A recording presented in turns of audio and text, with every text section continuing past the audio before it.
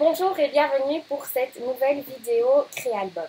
Alors voici la réalisation que je vous propose de créer ensemble aujourd'hui. Cette page de scrap a été réalisée grâce au kit Asa Scrap Nature que voici. Donc, nous l'avons déjà utilisé précédemment ensemble. On va donc l'utiliser partiellement cette fois-ci pour pouvoir utiliser en complément le kit Asa Scrap Plus Nature que je vous présenterai un tout petit peu plus tard.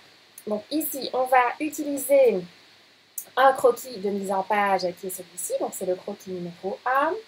On va aussi utiliser bien entendu le gabarit de mise en page et on va choisir une couleur de page. Ici, j'ai choisi la couleur mist. Voilà, donc ça c'est pour les différents éléments du kit Asa Scrap Nature. Alors comme je vous le disais, pour construire notre décor, nous allons utiliser le kit Asa Scrap Plus Nature. Alors, tout comme les autres kits Asa Scrap que nous avons déjà utilisés précédemment, il est toujours accompagné d'un tutoriel avec des modèles et des exemples détaillés en pas à pas au niveau des décors. On a des figurines, des scénettes imprimées, pardon. Donc là, on a pré-mâché le travail, on a réalisé le travail pour vous. Il ne reste plus qu'à les découper et à les poser sur notre réalisation. On a du papier imprimé de deux coloris différents et avec deux impressions différentes en recto verso. On a aussi du papier uni, là aussi une couleur différente au recto et au verso. Et enfin, on a encore deux autres produits de décor. On a le gabarit texture, je vais mettre une page par-dessus pour qu'on le voit mieux. Gabarit texture sur la gauche et le tampon diamant avec différents motifs. Pour terminer, voilà tous les produits que nous allons utiliser aujourd'hui sur cette réalisation. Donc, première étape, on va construire la mise en page de la création. Donc, on va pour cela se munir du croquis et du gabarit qu'on va positionner sur le croquis. Et on va, grâce à cela, pouvoir donner forme à nos photos. Donc ici, on va occuper cette zone de travail-ci, celle-ci et ici. La seule petite astuce, c'est que vous voyez qu'ici, le croquis suggère cette découpe-ci et cette découpe-ci au niveau de l'arrondi. Et nous, on va tricher un petit peu. On va utiliser la grande forme arrondie complètement et on va justement utiliser celle-ci de façon partielle, comme ceci. Ça, c'est au niveau de la construction de la page qu'on va modifier les choses. Donc, on va d'abord commencer pour pouvoir travailler de façon bien stable, on va dire. On va fixer le gabarit au croquis. On va ensuite décider de la façon dont on va placer les photos. Donc ici, moi j'ai choisi de travailler cette photo-ci ici dans cette forme-là. Cette photo-ci ici, vous voyez j'ai triché, j'ai déjà donné un petit peu forme à la photo. Et cette photo-ci, on va venir la placer dans la grande forme ronde, tout en opérant, je reprends la page finie, un détourage partiel ici au-dessus pour ne pas découper au niveau des ailes du papier. Voilà. Alors, pour la découpe de ces photos-ci, ce n'est vraiment pas compliqué. Il suffit simplement de glisser les photos.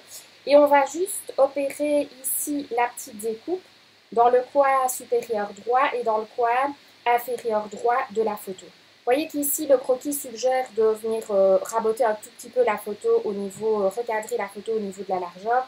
Ce n'est pas forcément absolument nécessaire de le faire. Si vous voulez le faire, vous pouvez, mais libre à vous aussi de laisser la photo dans son entièreté au niveau de la largeur. Donc ici, on va simplement marquer la photo à ce niveau-ci avec, ici moi j'ai utilisé un feutre Velleda, mais vous pouvez aussi utiliser un crayon aquarellable qui s'effaceront l'un comme l'autre de la photo. Vous venez réaliser la découpe, donc ici obligatoirement avec une paire de ciseaux, si on n'a pas de découpe droite. Et on n'a plus qu'à venir essuyer le Velleda qui est resté sur le gabarit et la photo. Une fois la découpe réalisée, on peut replacer la photo sous le gabarit et avec du papier collant repositionnable, du scotch repositionnable, on vient la fixer. Donc, pour gagner du temps, j'ai déjà réalisé la découpe de la photo qui vient se positionner juste au-dessus. Donc là, pareil, je la fixe.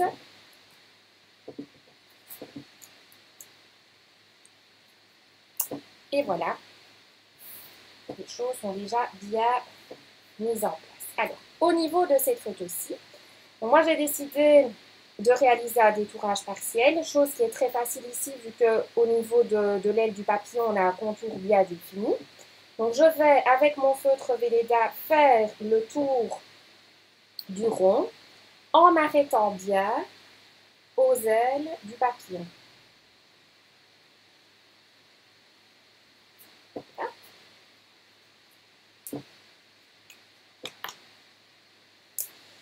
Et donc on va réaliser la découpe.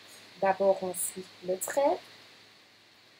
Une fois qu'on arrive aux ailes du papillon, on va venir suivre le contour de l'aile. On vient vraiment tout contre le bord du motif qu'on détourne. Hein.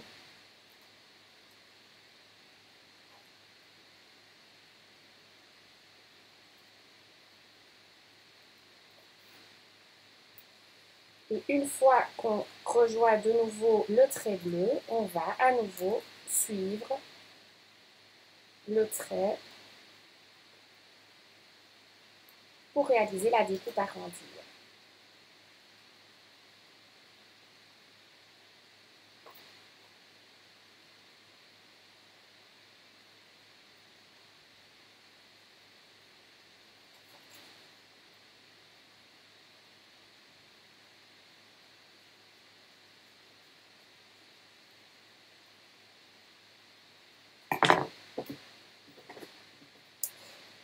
Une fois que la découpe a été réalisée, on enlève le Velleda de part et d'autre.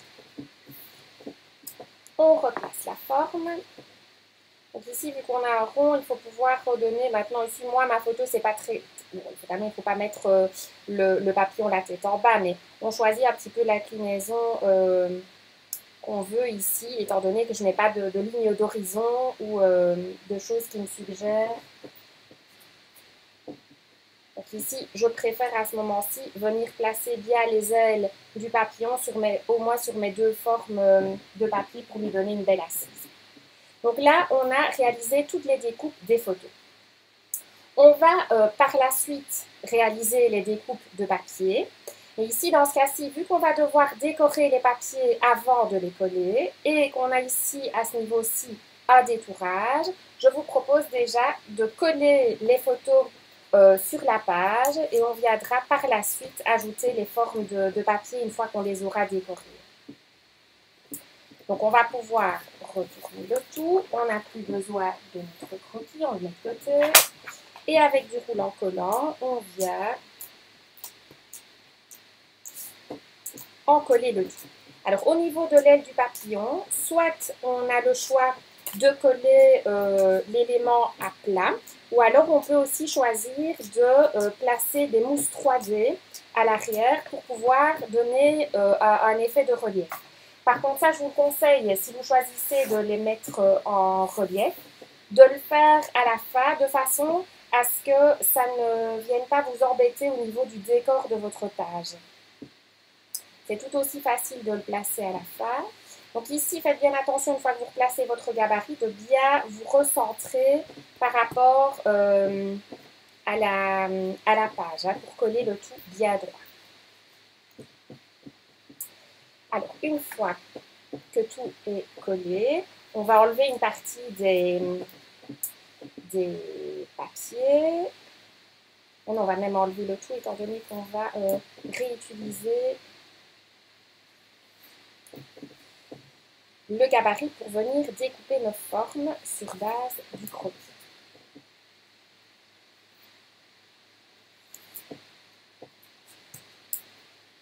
Là, on a tout.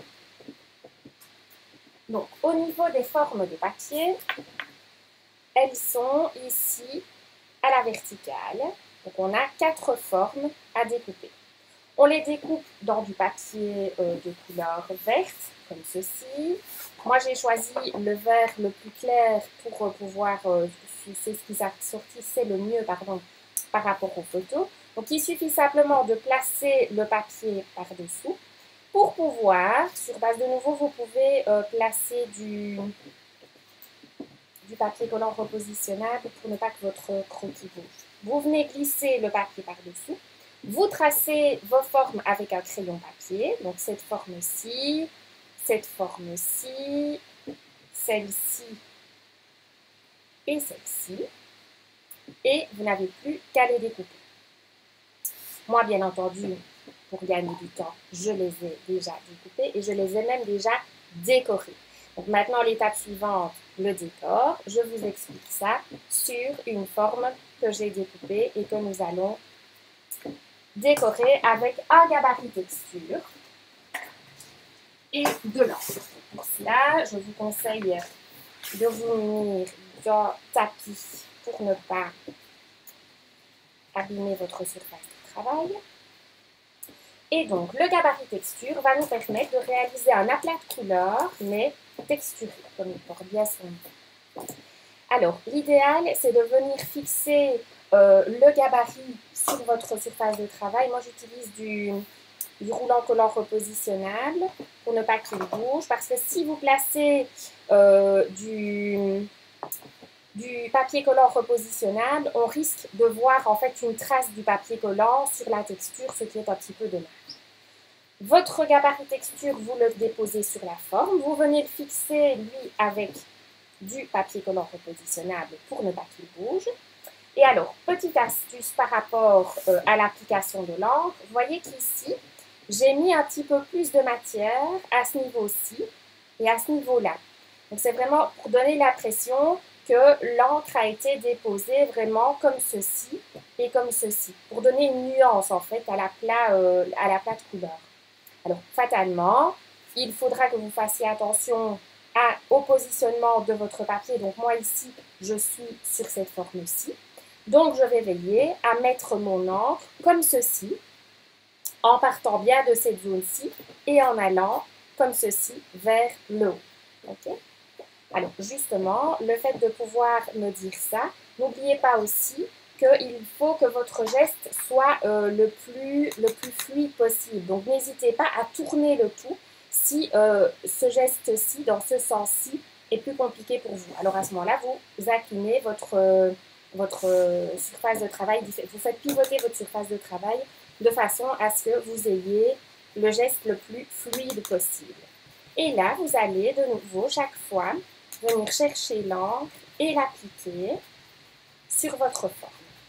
Vous venez en chercher un petit peu, vous appliquez et puis vous venez compléter par la suite chaque fois avec un peu plus d'encre. Vous soulevez, vous regardez si vous êtes satisfait du résultat ou pas et vous pouvez recommencer grâce au fait que votre papier collant repositionnable maintienne bien le tout. Vous pouvez soulever, abaisser et de nouveau continuer si vous jugez que la quantité d'encre n'est pas suffisante.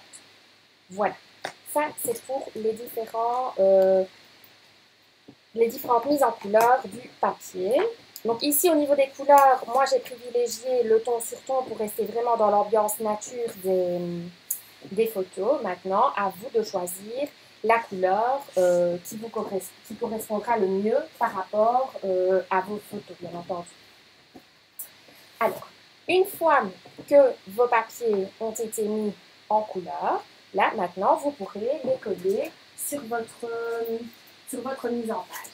Donc, vous allez reprendre le gabarit pour pouvoir venir le replacer sur votre page, toujours avec le papier collant repositionnable pour vous assurer un bon maintien. Vous replacez les différents papiers au bon endroit.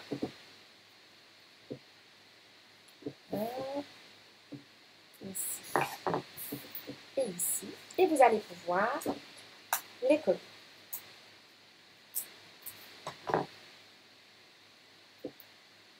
Si vous avez une languette qui dépasse, vous venez replier l'excédent de languette par-dessous.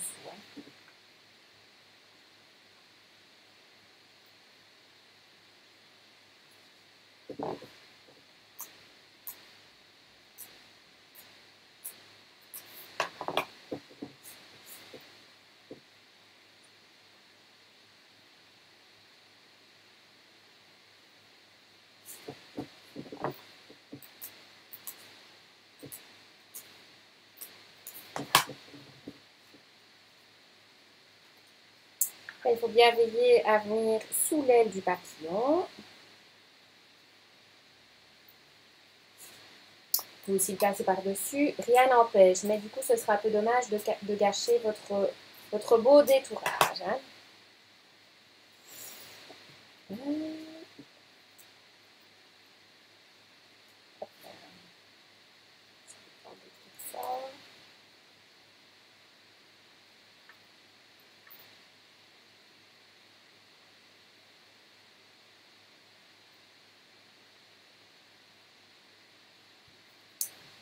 Voilà. Alors, étape suivante, c'est l'étape du décor ici, de la forme qui vient se positionner en dessous de la grande forme ronde. Alors, pour donner une assise en fait au décor qu'on vient placer par-dessus, on a choisi de travailler du papier imprimé, une forme de papier imprimé. Alors, cette forme de papier imprimé, il suffit simplement de placer de nouveau le papier par-dessous. Vous venez l'orienter ici, il fallait pas plus petit, hein, ça a été calculé. Vous venez de nouveau tracer la forme avec un crayon papier et puis vous découpez avant de pouvoir coller le tout. Pareil, j'ai déjà effectué la découpe préalablement, donc il ne me reste plus qu'à en coller et à venir la repositionner toujours sur base du gabarit.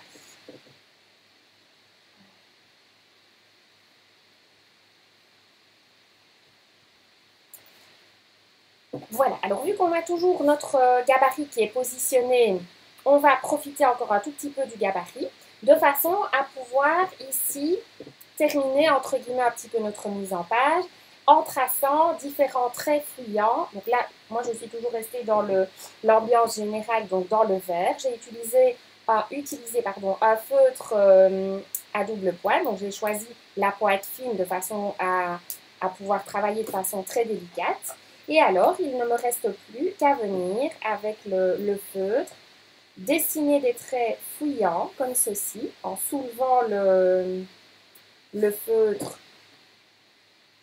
à la fin du trait. Et ici, pareil.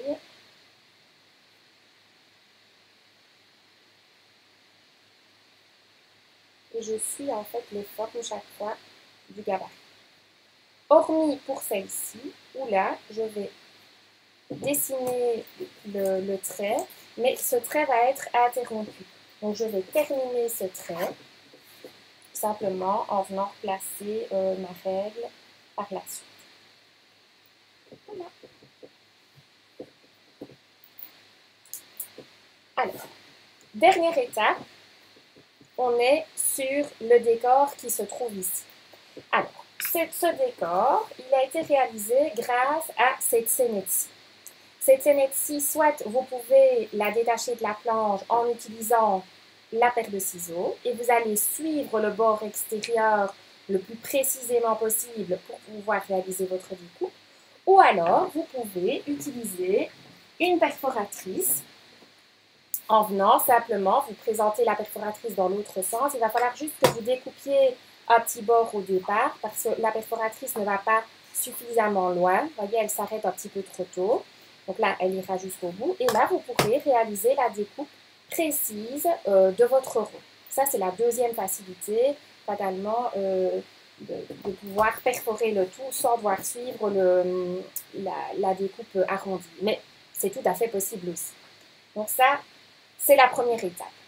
Deuxième étape, on va réaliser les petites fleurs qui se trouvent ici. Alors, comment est-ce qu'on s'y prend? On va utiliser le tampon, comme ceci.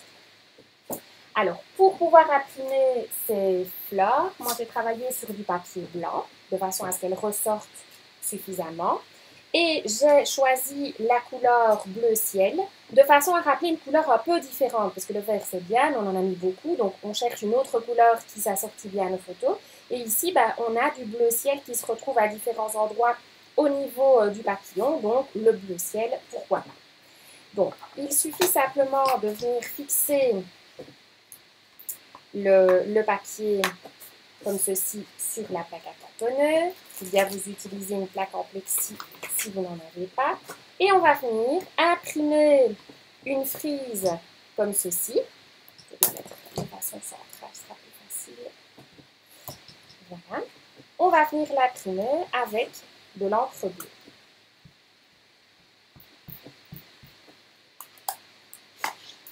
Comme ceci.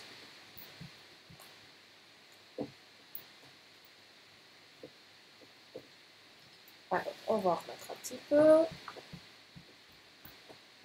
histoire que la couleur ressorte bien, sorte suffisamment.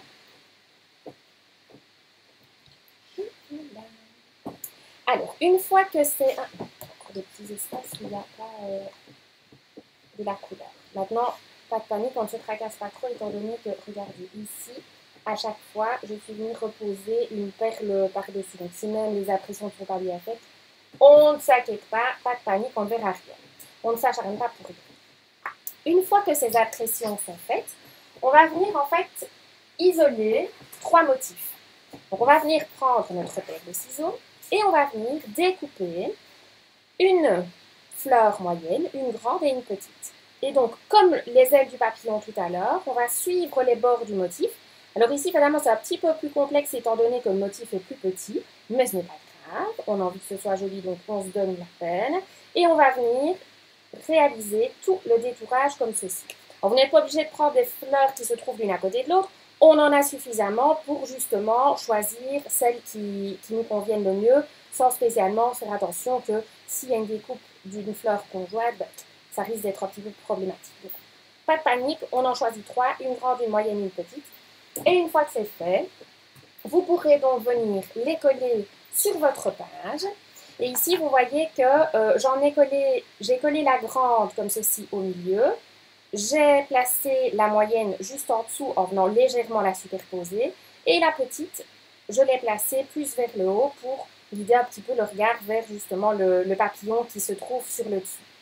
La grande fleur a été collée à plat, tandis que la petite et la moyenne ont été collées sur des mousses 3D pour créer en fait un relief.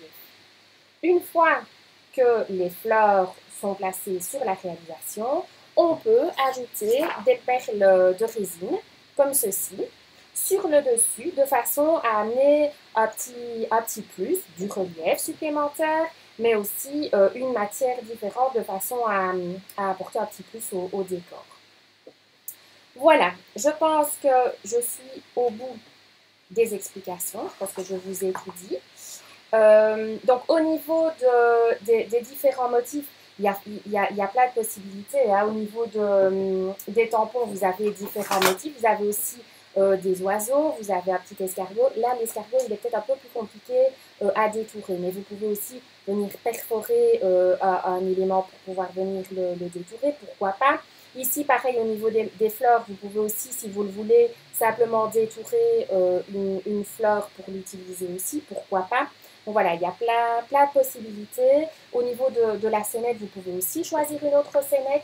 Vous pouvez choisir de venir, par exemple, découper un rond, même si la scénette, au départ, était carrée. Ce n'est pas grave, on peut très bien venir redécouper un rond si on le veut. On peut découper un rond plus petit aussi, pourquoi pas, on n'est pas obligé de découper un rond aussi grand. On peut découper et faire une enfilade de plusieurs ronds, donc voilà. Les possibilités sont vraiment infinies, il faut laisser libre cours à sa créativité. Voilà, merci beaucoup et à bientôt!